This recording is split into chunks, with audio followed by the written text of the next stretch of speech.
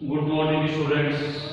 BA part first लोक प्रशासन के पेपर सेकंड के अंदर अपन ने पिछली क्लास में वर्तमान भारतीय प्रशासन की मुख्य विशेषताओं का अध्ययन कर रहे थे। अपन ने पिछली क्लास में 6 पॉइंट इसके पढ़ चुके थे और 7वां पॉइंट अब इसके बाद में आता है जवाबदेह प्रशासन। जवाबदेह प्रशासन में लोक प्रशासन में निम्नतम स्तर पर कार्यरत कार्मिक से लेकर मंत्री महोदय तक के सभी को संविधान, जनता, कानून तथा व्यवस्था के प्रति जवाबदेह बनाया गया है। इसमें कहा गया है कि हमारा जो लोक प्रशासन है उस लोक प्रशासन में निम्नतम सबसे निचले स्तर से लेकर मंत्री महोदय तक के सभी व्यक्ति हमारे संविधान, जनता और कानून व्यवस्था के प्रति जवाबदेह माने जाते हैं, क्योंकि हमारे भारत देश में विधि का शासन व्याप्त है और विधि के शासन में व्यक्ति के बजाय कानून को सर्वोच्चता प्रदान करता है।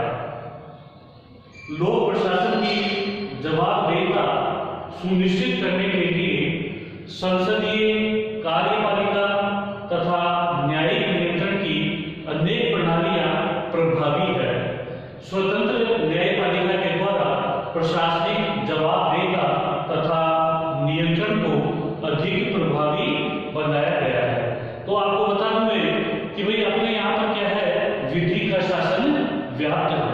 जैसे सबसे निचले स्तर का कर्मचारी जो पियोन लेवल का एक कर्मचारी हो या सबसे उच्च स्तर पर शीर्ष पर आसीन मंत्री महोदय हो, सभी को क्या है, संविधान, जनता, कानून तथा व्यवस्था के प्रति जवाबदेह बनाया गया है। हमारे यहाँ पर जो संविधान है वो ही सब कुछ है, इसीलिए ये सभी व्यक्ति हमारे कानून के प्रति जवाबदेह, हमारे संविधान के प्रति जवाबदेह माने जाते हैं। और हमारे यहाँ पर जो संसदीय, कार्यपालिका तथा न्यायिक नियंत्रण की प्रणालियां प्रभावी है।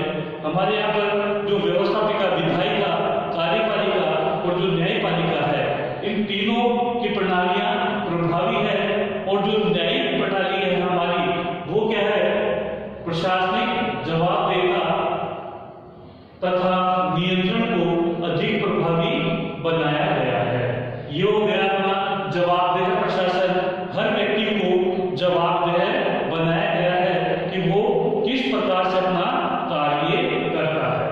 इसके बाद में आता है नौकरशाही का वर्चस्व। नौकरशाही के बारे में मैं बताऊं आपको, हमारे जितने भी यहाँ पर कर्मचारी तंत्र हैं वो सभी नौकरशाही कहलाते हैं। आधुनिक प्रशासनिक तथा कल्याणकारी राज्यों में, आधुनिक प्रशासनिक तथा कल्याणकारी राज्यों में कर्मचारी तंत्र का अत्यंत महत्वपूर्ण स्थान है। अपन भी जानते हैं कि बिना कर्मचारी तंत्र के हमारे यहाँ का शासन या हमारा देश चल नहीं सकता है। इसीलिए कर्मचारी तंत्र, जो हमारे यहाँ कर्मचारी वर्ग है, उनका होना बहुत महत्वपूर्ण रखता है।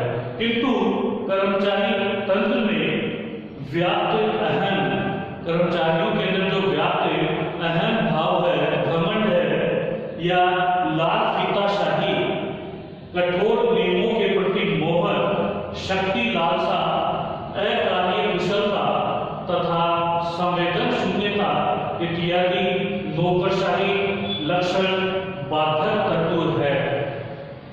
भाई कर्मचारी तंत्र हमारे यहाँ पर महत्वपूर्ण स्थान रखता है, लेकिन कर्मचारी तंत्र में व्याप्त जो अहम भावग्रस्त है वो लाल फीताशाही हमारे सरकारी विभागों के अंदर किसी भी कार्य के लिए एक फाइल बन जाती है और उन फाइलों के ऊपर बांधने के लिए एक डोरा होता है, फीता होता है, जिसे फीता कहा जाता है, और उसके ऊपर एक लाल फीते को लाल कपड़ा रहता है। उस लाल फीते को बंधे हुए को ही क्या कहा जाता है, लाल फीताशाही। और उस फीते को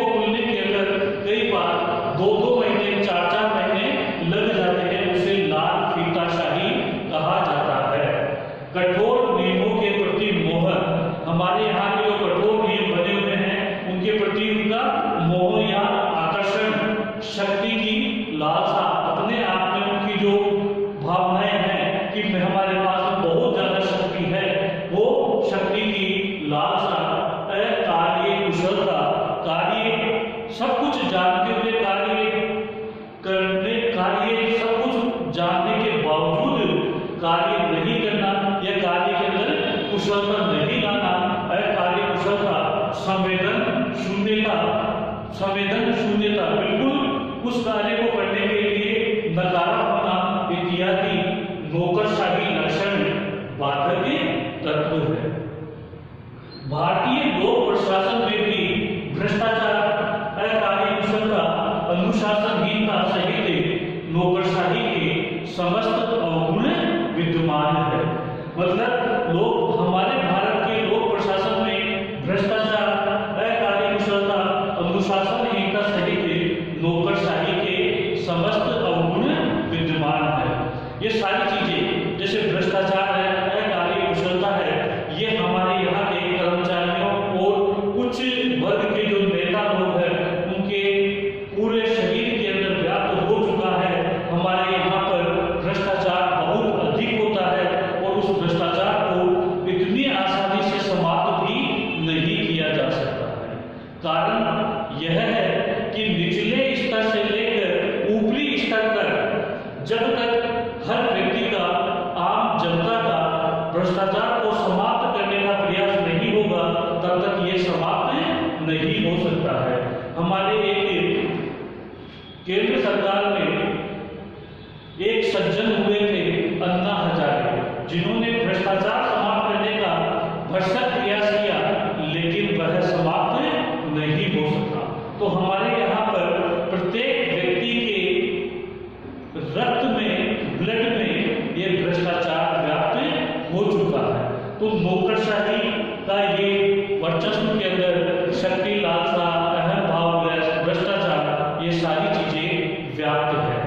इसके बाद में जो नवा पॉइंट, लास्ट पॉइंट इसका आता है वो है समस्याग्रस्त प्रशासन। समस्याग्रस्त प्रशासन में वस्तुतः कोई भी व्यवस्था या संगठन पूर्णतया त्रुटि रहित नहीं होता है। ऐसा कोई संगठन नहीं है, ऐसा कोई व्यक्ति नहीं है, ऐसी कोई व्यवस्था नहीं है कि जिसमें कोई त्रुटि या गलती ना हो, बल्कि कमियां और समस्याएं सभी संगठनों में पाई जाती है। सभी संगठनों में थोड़ी या किसी में ज्यादा कुछ ना कुछ समस्याएं या कुछ ना कुछ कमियां पाई जाती है। लेकिन भारतीय लोक प्रशासन की व्याख्या जटिल, असाध्य, विचित्र प्रकार की है।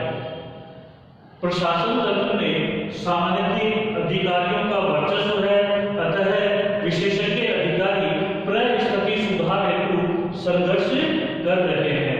हमारे यहाँ पर दो प्रकार के अधिकारी हैं, एक है सामान्य अधिकारी और एक है विशेषज्ञ अधिकारी। हमारे यहाँ भारत देश में सामान्य अधिकारी होते हैं, उनका वर्चस्व ज्यादा है, उनके पास में शक्तियां ज्यादा है। सामान्य अधिकारियों को विशेषज्ञ अधिकारियों की तुलना में उच्च माना जाता है। सामान्य अधिकारियों के अंदर हमारे आईएएस अधिकारी, आरएएस अधिकारी, आईपीएस अधिकारी, भारतीय पुलिस सेवा, भारतीय वन सेवा के अधिकारी, ये सभी सामान्य अधिकारियों के अंदर, सामान्य अधिकारियों के अंदर शामिल होते हैं। उसी प्रकार से जो विशेषज्ञ अधिकारी है, विशेषज्ञ अधिकारियों का सामान्यों की तुलना में थोड़ा स्थान नीचा माना जाता है और विशेषज्ञ अधिकारियों के अंतर्गत जैसे हमारे यहाँ के डॉक्टर, इंजीनियर इत्यादि को सम्मिलित किया जाता है, जो अपने विषय के विशेषज्ञ होते हैं। सामान्य विशेषज्ञ अधिकारियों की अपनी स्वयं की स्थिति सुधार हेतु यह संघर्ष कर रहे हैं। सामान्य अधिकारी का स्थान उच्च या सामान्य अधिकारी सामान्य इसलिए कहलाते हैं क्योंकि कभी वो समाज कल्याण विभाग के डायरेक्टर या कमिश्नर बन जाते हैं, कभी वो शिक्षा विभाग के बन जाते हैं, तो अलग अलग विभाग में चले जाते हैं, इसलिए उन्हें सामान्य अधिकारी कहलाते हैं। आज अपना वर्तमान भारतीय समाप्त हो गया है।